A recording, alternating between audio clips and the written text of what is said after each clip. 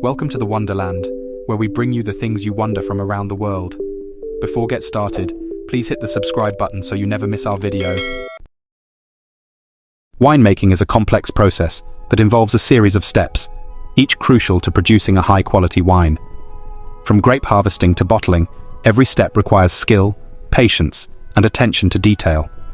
In this article, we will explore the 5 main steps of winemaking and how they contribute to the final product. Step 1. Grape harvesting. The first step in the winemaking process is grape harvesting. Grapes are typically harvested in the fall when they are fully ripe and have reached the desired sugar levels. The timing of the harvest is critical, as grapes that are picked too early will not have enough sugar, while those picked too late will have too much sugar, resulting in a wine that is too sweet. Depending on the grape variety, the region, and the winemaker's preferences, the harvesting process can vary. Some winemakers prefer to harvest the grapes by hand, using shears to cut the clusters from the vine. This allows them to carefully select only the ripest grapes and ensure that they are not damaged during the harvest. Other winemakers use machines to harvest the grapes, which can be faster and more efficient, but may not be as precise. Another factor that can affect the harvesting process is the time of day. Some winemakers prefer to harvest the grapes at night when the temperature is cooler, as this can help preserve the quality of the grapes and prevent oxidation. Others prefer to harvest during the day so that they can see the grapes more clearly and avoid any potential issues, such as rot or disease. Step 2. Grape crushing. Once the grapes have been harvested, the next step is to crush them to release their juice.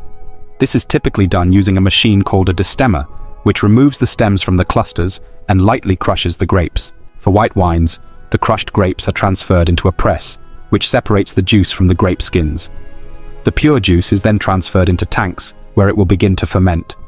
For red wines, the crushed grapes and skins are combined and transferred into a vat to begin fermentation. The skins contain tannins, which give red wine its color and structure and help to preserve the wine during the aging process. Step 3. Fermentation. Fermentation is the process by which yeast converts the sugar in the grape juice into alcohol.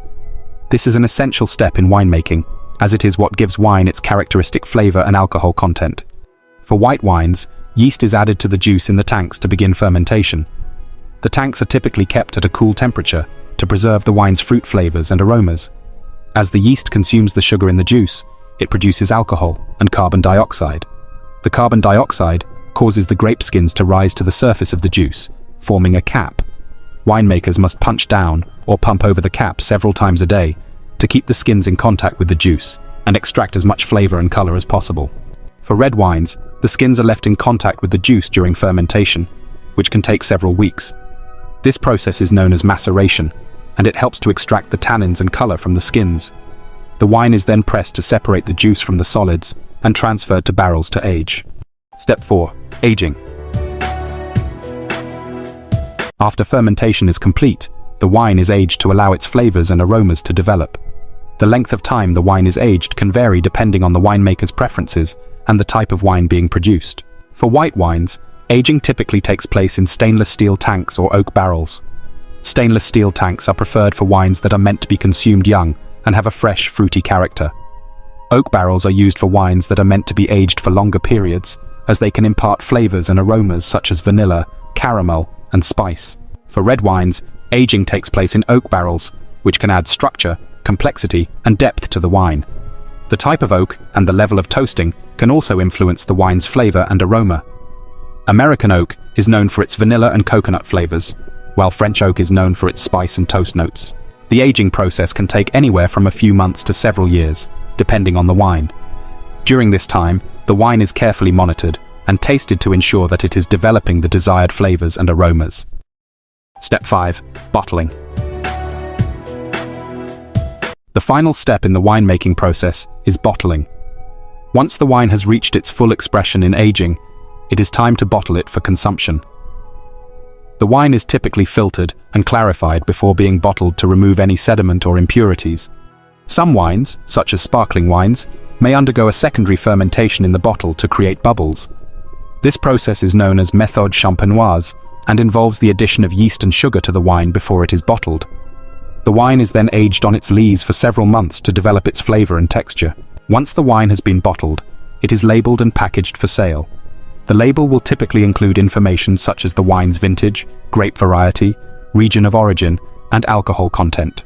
As we've seen, the winemaking process is a delicate and complex art that requires a deep understanding of the grapes, the region, and the desired flavor profile. Each step plays a vital role in creating a wine that is both delicious and unique.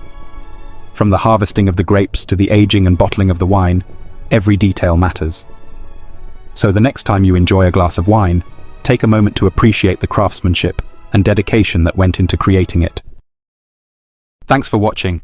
Don't forget to like and subscribe for more amazing content from Wonderland.